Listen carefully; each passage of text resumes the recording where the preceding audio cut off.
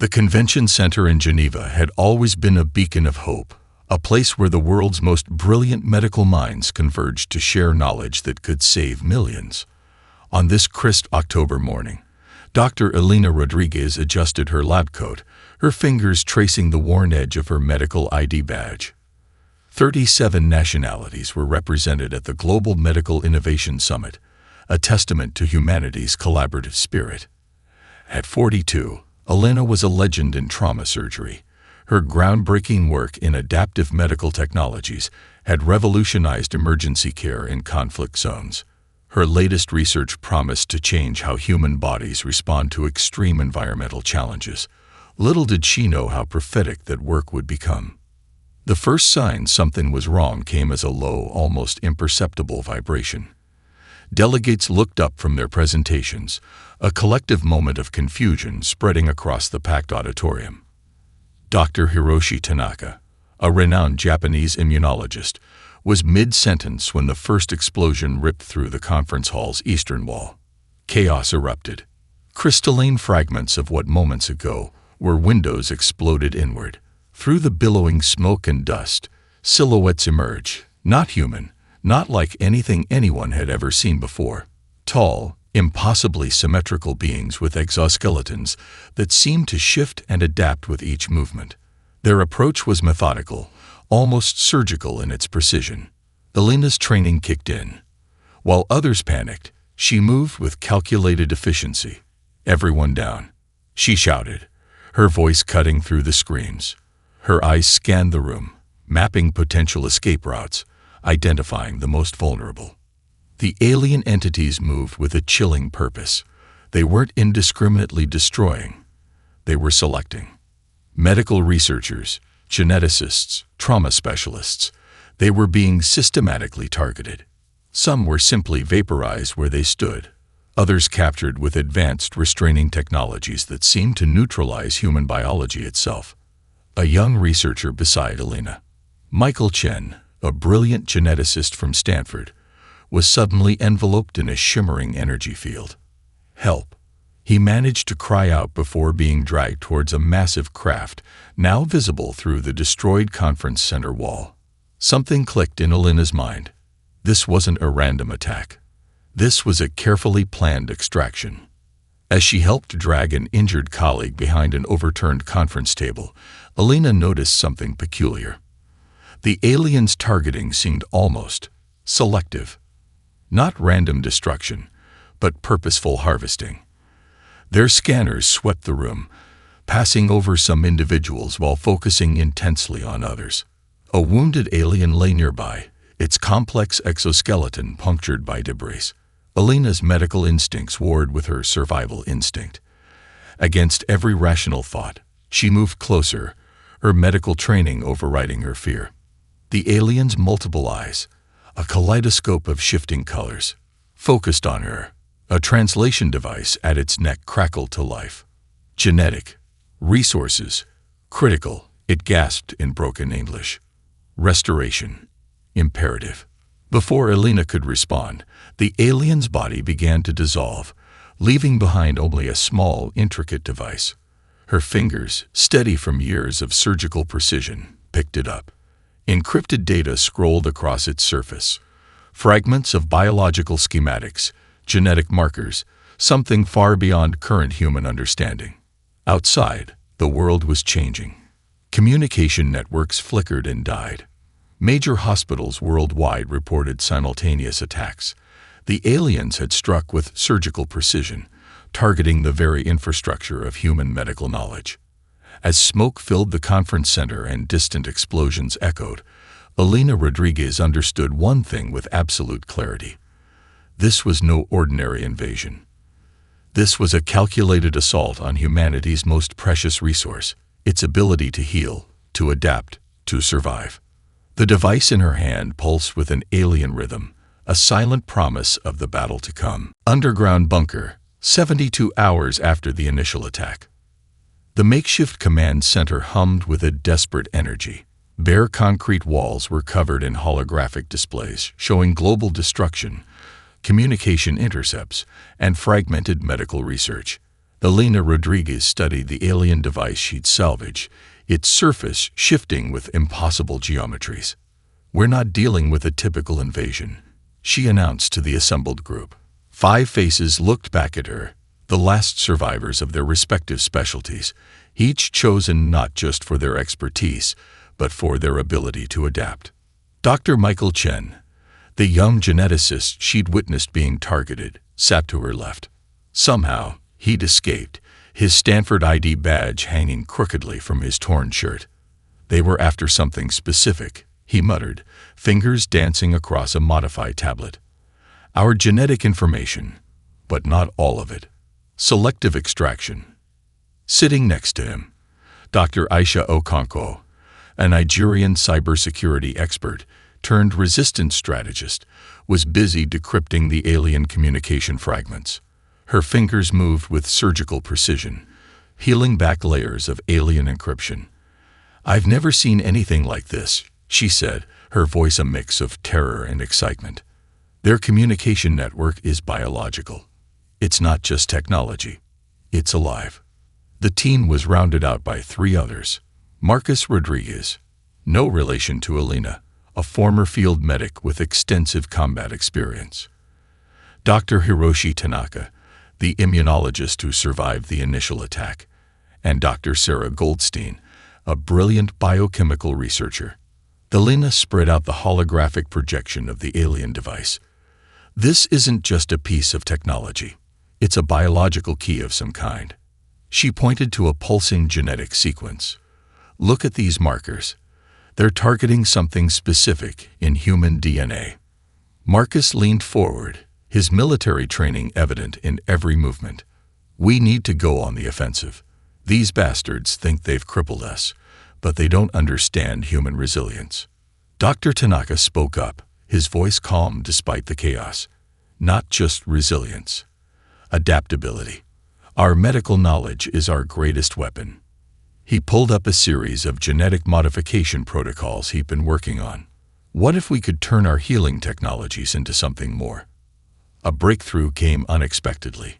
Aisha's decryption efforts revealed a shocking truth.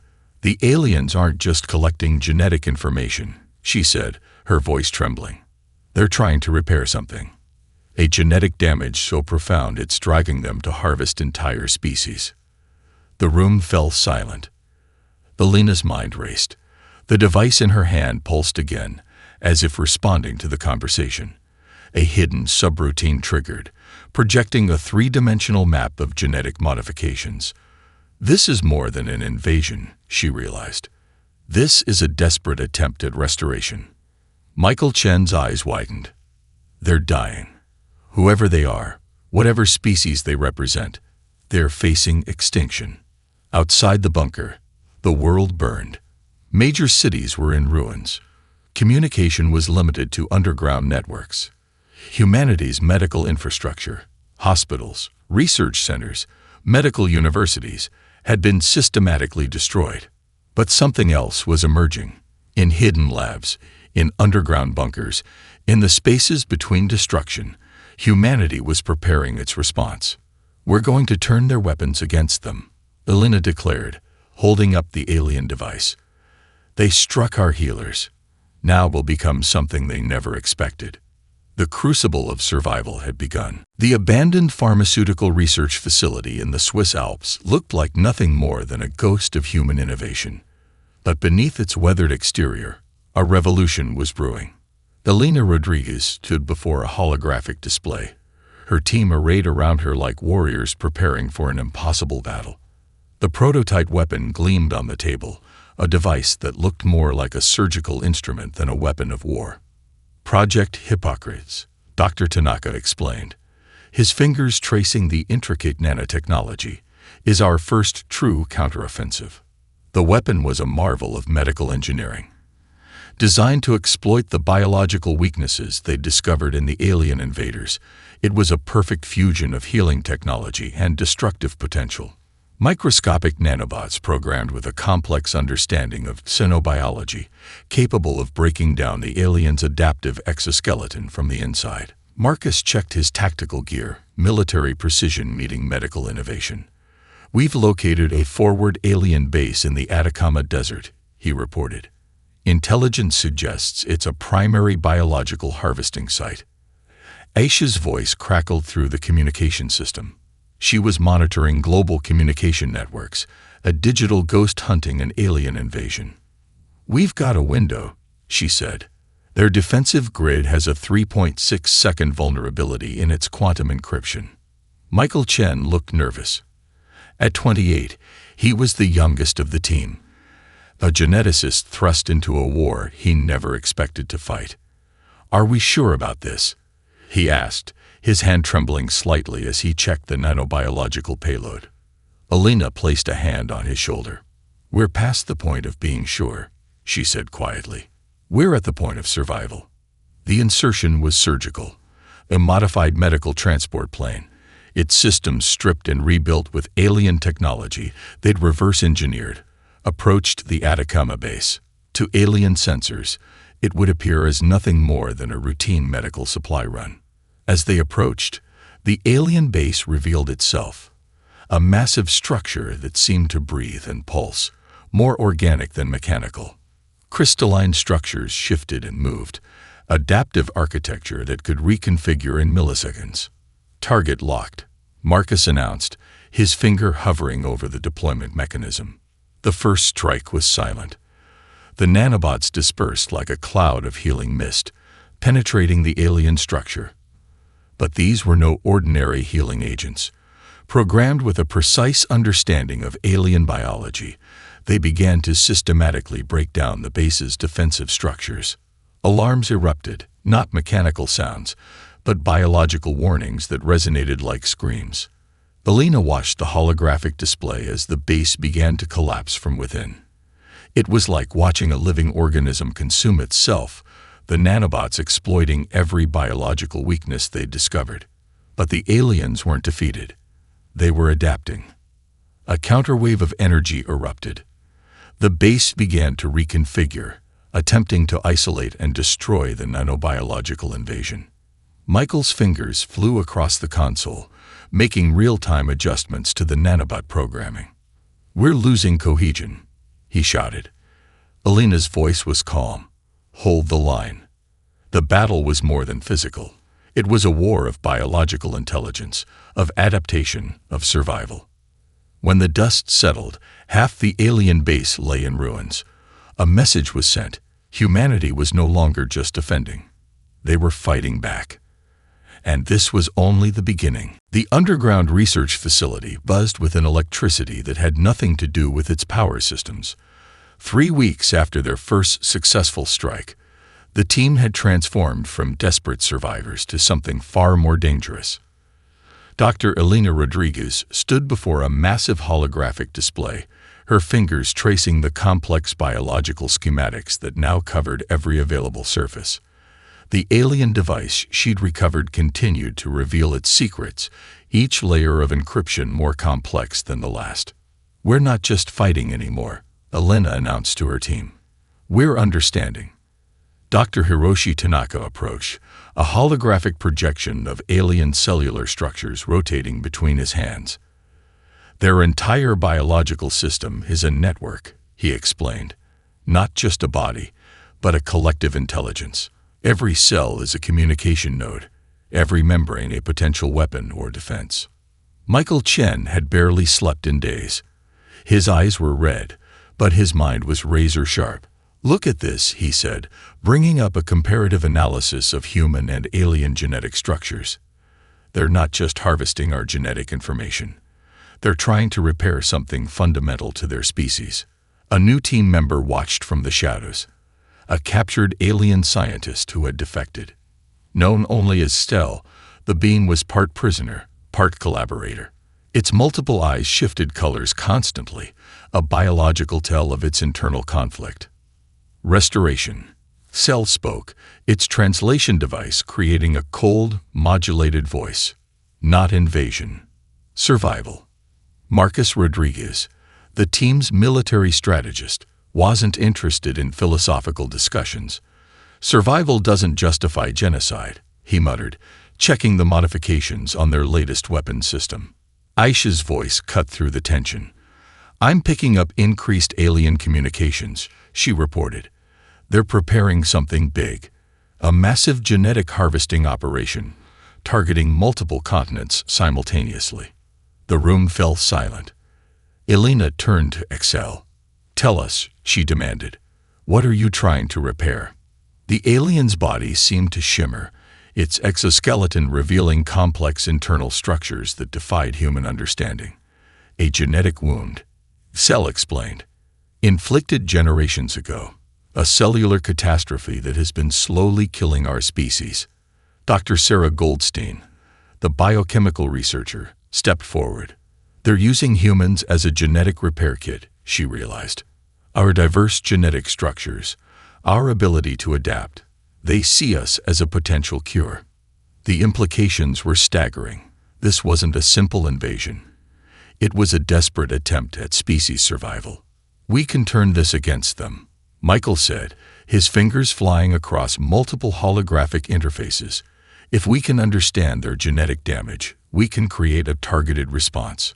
A plan began to take shape, not just a defense, but a counteroffensive that would strike at the very core of the alien species' genetic vulnerability. Cell watched, its multiple eyes shifting through a spectrum of colors that seemed to communicate emotions beyond human comprehension. "You do not understand," it said. "The damage is profound. What you see as invasion, we see as our final hope."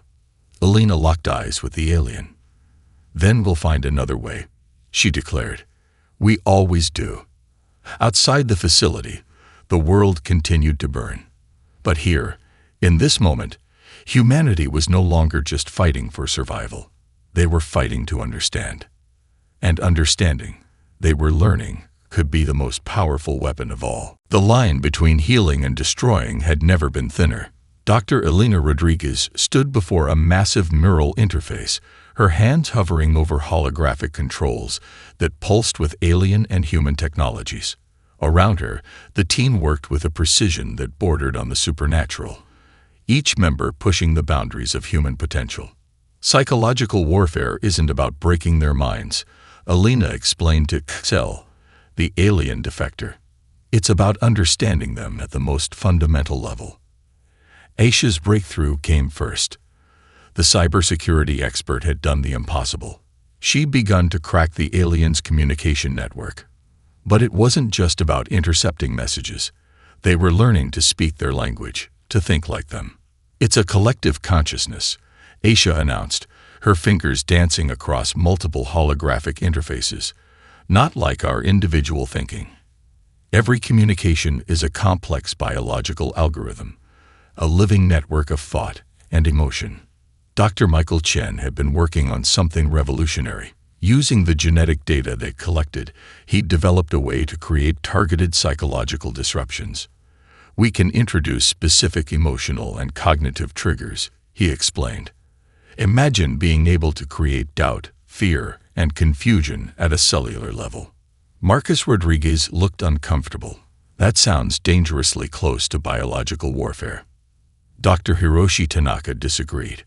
"We're not destroying," he said quietly. "We're communication. We're understanding." Zell watched, its multiple eyes shifting through a spectrum of colors that seemed to communicate emotions beyond human comprehension. "You do not understand the depth of our collective consciousness," it warned. The first test came unexpectedly. A massive alien harvesting operation approached a heavily populated region in South America. Instead of traditional resistance, Elena's team implemented their psychological strategy. Targeted neural emissions began to penetrate the alien collective consciousness. Not attacks, but complex emotional and cognitive patterns. Doubt, uncertainty, a profound sense of genetic incompleteness that resonated with the aliens' deepest fears. The alien fleet began to fragment. Individual units started to question the collective mission. Communication networks became tangled with conflicting emotional algorithms.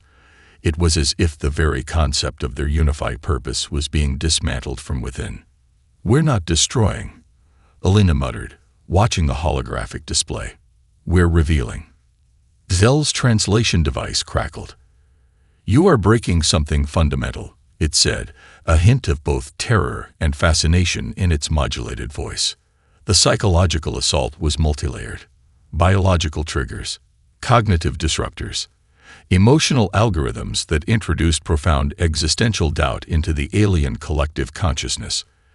As the alien fleet began to falter, Elena realized they had discovered something more powerful than any weapon: understanding. Communication.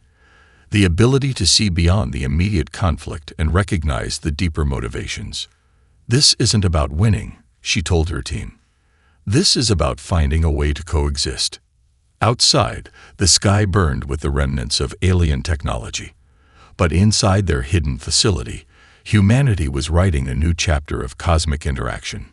Not as conquerors, not as victims, but as something entirely new. The hidden facility deep beneath the Andes Mountains was more than a research center. It was humanity's last hope, a crucible of technological innovation that defied everything known about science, medicine, and warfare. Dr. Elena Rodriguez stood at the center of a massive holographic display, her team surrounding her like the points of a complex biological circuit. Months of research, sacrifice, and near-impossible breakthroughs had led to this moment. "Project Prometheus," she announced, "is ready." The device before them looked nothing like a weapon. It resembled an intricate medical scanner, its surface alive with shifting molecular patterns that seemed to breathe and pulse with an inner light. But this was no ordinary medical technology. It was the culmination of everything they had learned from the alien invasion. Dr. Michael Chen manipulated holographic interfaces, revealing layers of genetic and technological complexity. "We've reverse-engineered their entire biological communication network," he explained. "But it's more than that. We've found a way to use it against them." Exil, the alien defector, watched with a mixture of terror and fascination. Its multiple eyes shifted through colors that spoke of emotions beyond human comprehension. "You do not understand the depths of what you are attempting," it warned. Aisha's cybersecurity expertise had been crucial. She had not just intercepted alien communications, she had learned to speak their biological language. "Their entire technological infrastructure is a living network," she explained. "Every communication is a biological algorithm, every defensive system an extension of their collective consciousness." Dr. Hiroshi Tanaka approached the Prometheus device. A lifetime of medical research had prepared him for this moment, though nothing could have truly prepared anyone for what they were about to do. "We're not just creating a weapon," he said quietly. "We're creating a cure." Marcus Rodriguez checked the tactical systems. A former military strategist, he had transformed into something more, a hybrid of soldier and medical technician. "Targeting systems are locked," he reported. "We can hit their primary communication nodes simultaneously across multiple star systems." The full scale of their technological breakthrough became clear. Project Prometheus was more than a weapon. It was a complete biological reset button, capable of disrupting the aliens' collective consciousness at its most fundamental level. Sarah Goldstein, the biochemical researcher, brought up the final schematics. "We're not just stopping an invasion," she explained. "We're offering them a chance at genetic restoration." Elena locked eyes with Excel. "Is this what you meant by restoration?" she asked. The alien's response was complex, its translation device struggling to capture the nuance. "Survival is more than preservation," it finally said. "It is transformation." As the Prometheus device powered up, the very fabric of reality seemed to shift. Molecular structures became visible, dancing between states of matter and energy. Alien communication networks began to unravel and reconstruct themselves in real time. Activation in 3, Aisha counted down. 2, 1. A wave of pure information erupted from the device. Not a weapon of destruction, but a biological reset. A chance for genetic healing on a cosmic scale. The sky outside began to change. Humanity had done more than fight an invasion. They had rewritten the rules of existence itself. The final battle was not what anyone had expected. Dr. Elena Rodriguez stood at the epicenter of a conflict that transcended physical warfare, her body connected to the Prometheus device through a web of quantum biological interfaces. Around her, the remnants of human civilization and the shattered remains of the alien invasion force converged in a moment that would redefine existence itself.